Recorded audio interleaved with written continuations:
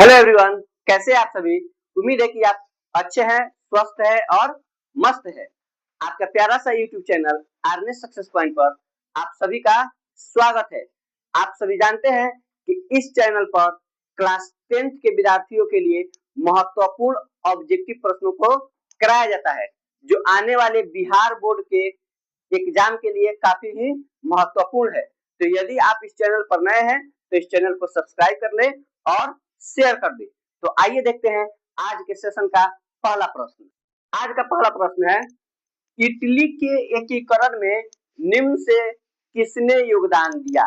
तो देखिए, यह जो इटली है इसका एकीकरण पहले जो था, इटली और जर्मनी छोटे छोटे राज्यों में बांटा हुआ था और उसी के एकीकरण में यह हमारे मेजनी, गैरीबाल्डी और काउंट काबू तीनों ने ही काफी ही महत्वपूर्ण योगदान दिया। इसीलिए इस प्रश्न का आंसर हो जाएगा इनमें से सभी। और यह जो मेजनी है, मेजनी को क्या कहा जाता है, इटली के एकीकरण का इसको मसीहा कहा जाता है।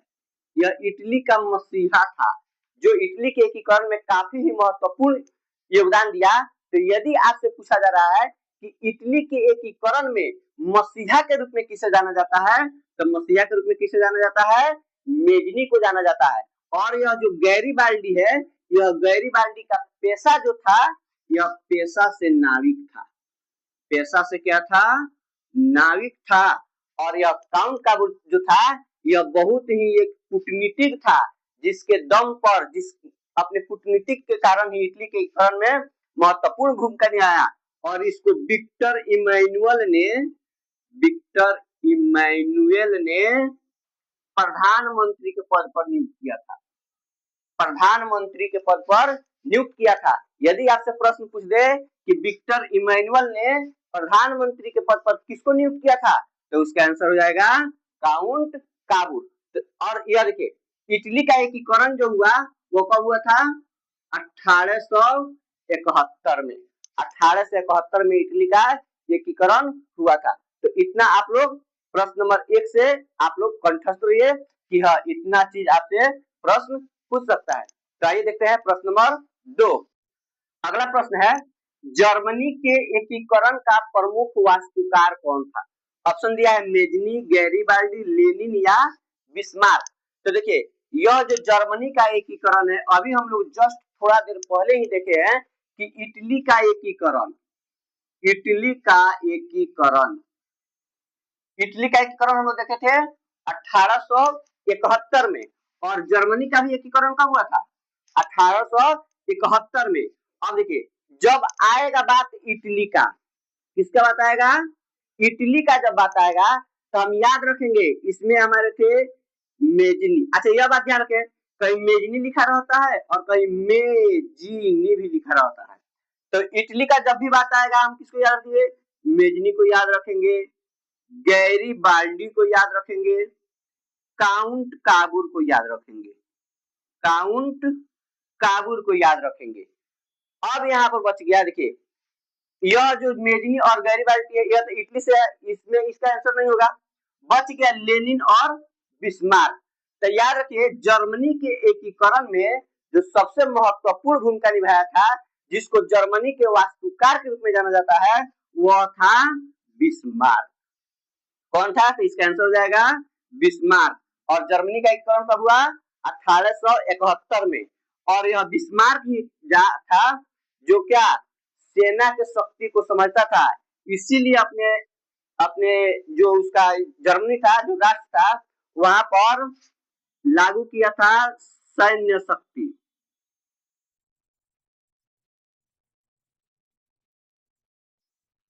अनिवार्य सैन्य शक्ति।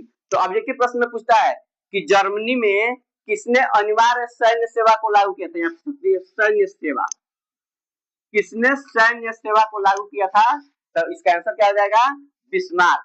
और देखिए, और यह बिस्मार्क जो था वह रक्त एवं लौह नीति का अवलंबन किया था। रक्त एवं लौह नीति का अवलंबन। तो यदि आपसे पूछ दे कि रक्त एवं लौह नीति का अवलंबन किसने किया था, तो बिस्मार्क ने किया था। किसने अपने देश में अनिवार्य सैन्य सेवा लागू किया था? बिस्मार्क ने किया था। जर्मनी के एकीकरण का प्रमुख वास्तुकार कौन था? बिस्मार्क था। जर्मनी का एकीकरण कब हुआ? 1871 में। इतना ही इस प्रश्नों से आप लोगों को सीखने को मिला। तो आइए देखते हैं अगला प्रश्न। देखिए आज यह जो अगला प्रश्न है इसका आंसर आप लोग बताइएगा, क्योंकि अभी ही पिछले ही प्रश्न में आप लोगों को इस प्रश्न का चर्चा किया गया था। जो यह प्रश्न दिया हुआ है, प्रश्न है रक्त और लौह नीति का अवलंबन किसने किया? किसने किया बताइए कमेंट में, या फिर आप अपने मन में बताइए, या कॉपी पर लिखिए। लेनिन ने, स्टालिन ने, बिस्मार्क ने या गैरिबाल्डी ने? अभी पिछले ही प्रश्न हम लोग देखे हैं कि रक्त एवं लौह नीति का अवलंबन किसने किया? किसने अपने देश में अनिवार्य सैन्य सेवा लागू किया? अनिवार्य सैन्य सेवा लागू किया। उसको जर्मनी का क्या कहा जाता है? उसको जर्मनी का कहा जाता है वास्तुकार कहा जाता है। जर्मनी के एकीकरण का वास्तुकार कहा जाता है, और वह एक ही एक जिसका नाम है बिस्मार्क। यानी रक्त और लौह नीति का अवलंबन किसने किया था? बिस्मार्क ने। उसने अपने देश में अनिवार्य सैन्य सेवा लागू किया था। जर्मनी के एकीकरण के वास्तुकार के रूप में जानते हैं। अब यह देखिए, यह जो लेनिन है इसका भी बहुत ही, लेनिन जो है यह, इसका मृत्यु हो गया था 1924 में। 1924 में मृत्यु हुआ, लेकिन उसके पहले लेनिन जो था उसने नई आर्थिक नीति को लागू किया था। नई आर्थिक नीति। ऑब्जेक्टिव प्रश्न पूछता है कि नई आर्थिक नीति को किसने लगाया? तो लेनिन ने। और एक क्रांति हुआ था बोल्शेविक क्रांति। बोल्शेविक क्रांति। और बोल्शेविक क्रांति का नेतृत्व भी किसने किया था? बोल्शेविक क्रांति का नेतृत्व भी किया था लेनिन। और जब लेनिन का मृत्यु हो गया 1924 में, तो इसका उत्तराधिकारी बना स्टालिन। तो इतना चीज याद रखिए कि लेनिन का मृत्यु कब हुआ?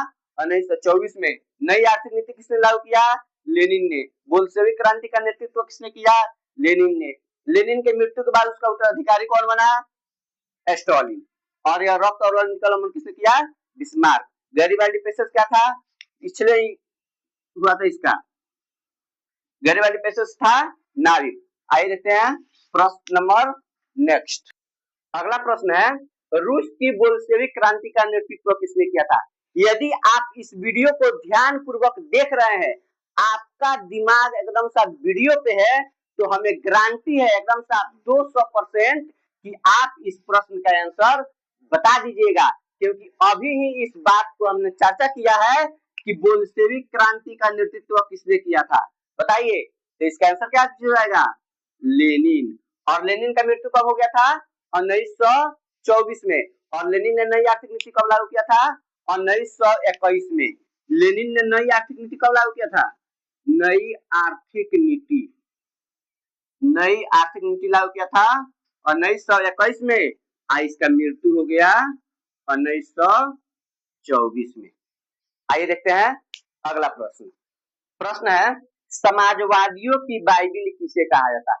और देखिए इस प्रश्न में कम से कम यदि आप वीडियो को ध्यान से देख रहे हैं, अपने दिल और दिमाग को शांत करके, तो यकीन मानिए इसमें से कम 5 प्रश्न बनेगा। और इस 5 प्रश्न में प्रत्येक साल बिहार बोर्ड एक प्रश्न जरूर ही पूछता है। तो देखिए प्रश्न क्या है? समाजवादियों की बाइबिल किसे कहा जाता है?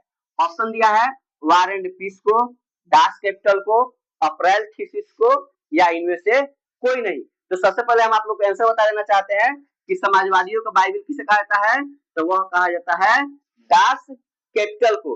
अब देखिए यह जो दास कैपिटल है यह किसकी रचना है? तो यह रचना है कार्ल मार्क्स की। यह रचना किसकी है? अरे दास कैपिटल का रचना किसने किया था? कार्ल मार्क्स ने। और इसकी रचना कब किया था? 1867 ईस्वी में। 1867 ईस्वी में। देखिए यहाँ पर एक तो यह प्रश्न हो गया समाजवादियों की बाइबिल किसे कहा जाता है, आंसर हो जाएगा दास कैपिटल। और अब देखिए प्रश्न क्या पूछ सकता है कि दास कैपिटल किसकी रचना है? तो कार्ल मार्क्स का। दास कैपिटल का प्रकाशन कब हुआ? 1867 में। कार्ल मार्क्स का जन्म कहाँ हुआ था? ये भी प्रश्न बहुत बार पूछा गया है। कार्ल मार्क्स का जन्म हुआ था जर्मनी में। कार्ल मार्क्स का जन्म कहाँ हुआ था? जर्मनी में। और 1867 यह देखिए, यह वार एंड पीस जो है, यह है लियो टॉल्स्टाय की रचना। लियो टॉल्स्टाय, लियो टॉल्स्टाय की रचना है वार एंड पीस। और अप्रैल थीसिस इसको दिया था लेनिन ने। और इतना चीज और देखिए, यह जो बाइबिल है, जब मुद्रण की शुरुआत हुई थी, मुद्रण की शुरुआत हुई थी चीन से, मुद्रण की शुरुआत। और उसी समय जब मुद्रण की शुरुआत हुई तो सबसे पहला जो पुस्तक छापा गया वह पुस्तक था बाइबिल। और उसको छापने वाला व्यक्ति था कौन? गुटेनबर्ग। चलिए देखते हैं आज अगला प्रश्न। देखिए, यह प्रश्न है वियना सम्मेलन कब हुआ? अब देखिए, वियना सम्मेलन ऑप्शन दिया हुआ है 1815, 1848, 1870 और 1871। तो इसका आंसर हो जाएगा 1815। अब देखिए, यह जो वियना सम्मेलन है, वियना सम्मेलन यह हुआ था ऑस्ट्रिया की राजधानी वियना में। ऑस्ट्रिया की राजधानी, ऑस्ट्रिया की राजधानी वियना में। और इसका जो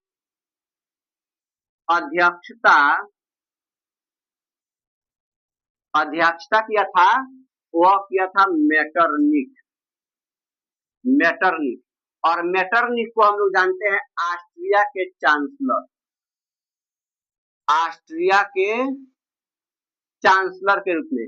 और क्या चीज, और यह मेटरनिक जो था वह घोर प्रतिक्रियावादी था, घोर प्रतिक्रियावादी था।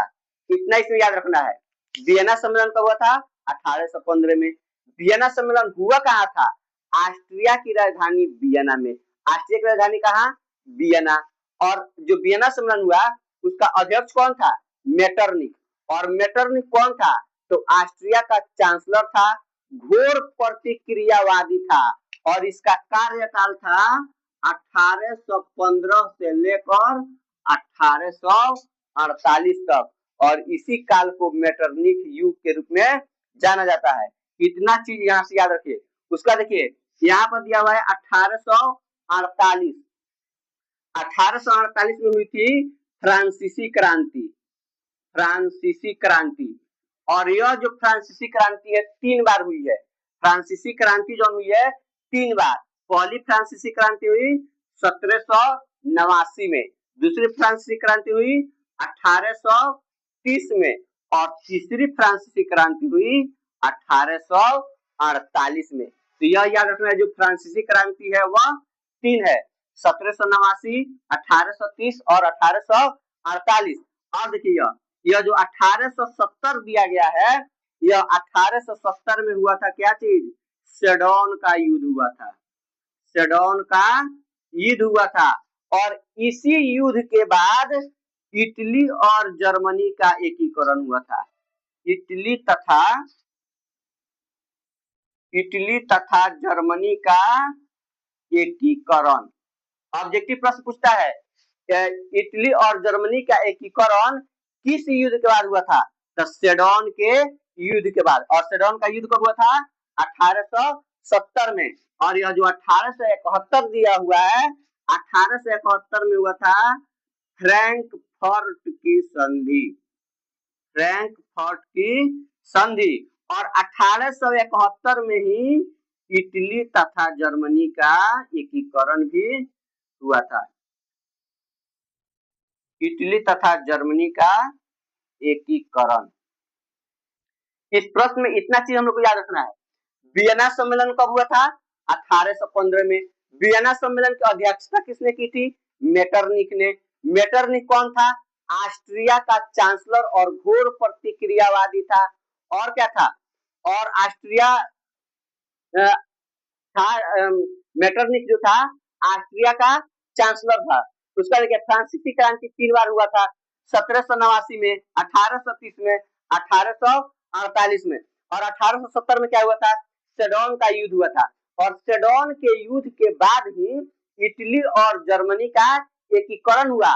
और 1870 के जस्ट अगले साल यानी 1871 में इटली और जर्मनी का एकीकरण हुआ। सेडोन के युद्ध के बाद हो गया 1871 में फ्रैंकफर्ट की संधि।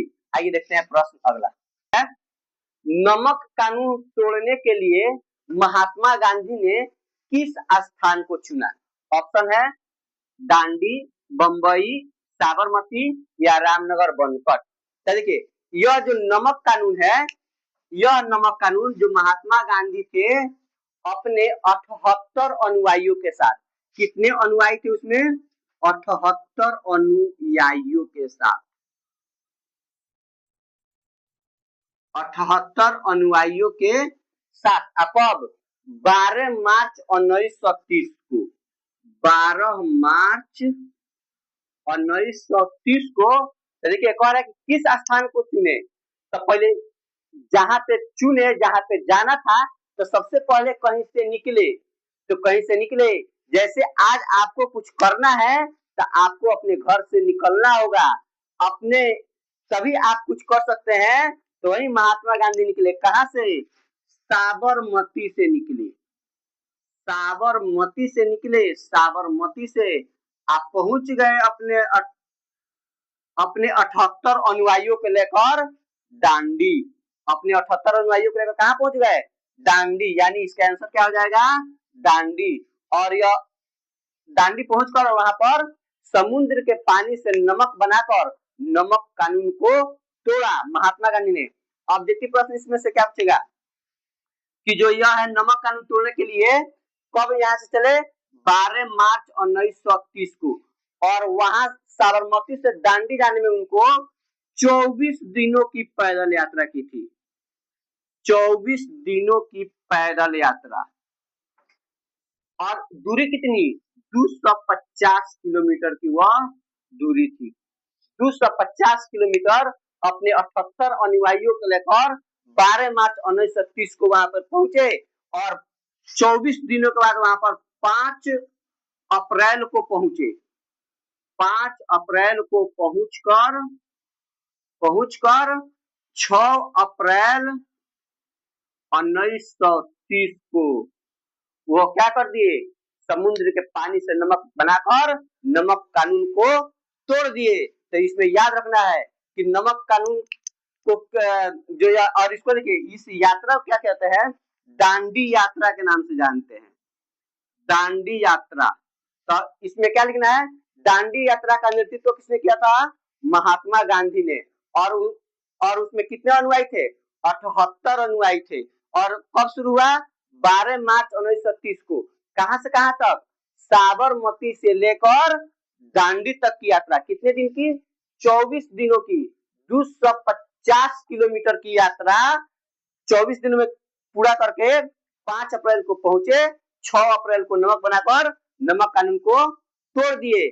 और इसी नमक कानून के बाद, नमक कानून से शुरू हुआ, नमक कानून को तोड़े। नमक कानून को तोड़ने के साथ ही सविनय अवज्ञा आंदोलन की शुरुआत हो गई। सविनय अवज्ञा आंदोलन की क्या हो गई? शुरुआत हो गई। तो ऑब्जेक्टिव प्रश्न पूछता है कि दांडी यात्रा के बाद किस आंदोलन की शुरुआत हो गई? तो सविनय अवज्ञा आंदोलन की शुरुआत हो गई। आइए देखते हैं अगला प्रश्न। आज के इस सेशन का अंतिम प्रश्न है, चौरा चौरी कांड के बाद गांधी जी ने किस आंदोलन को स्थगित कर दिया या बंद कर दिया? ऑप्शन दिया है खिलाफत आंदोलन, सविनय अवज्ञा आंदोलन, असहयोग आंदोलन या भारत छोड़ो आंदोलन। तो यह जो चौरी चौरा कांड है, चौरी चौरा कांड,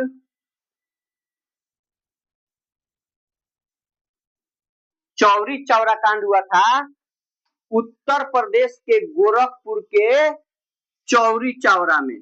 यह जो उत्तर प्रदेश में गोरखपुर है, और उसी में एक जगह है चौरी चौरा, जहां पर यह कांड हुआ था 4 फरवरी 1922 को। 4 फरवरी 1922 को, कहीं कहीं यह 5 फरवरी भी लिखा रहता है। तो 4 फरवरी 1922 को ऑब्जेक्टिव प्रश्न 1 बन गया। चौरी चौरा कांड कब हुआ था? 4 फरवरी 1922 को।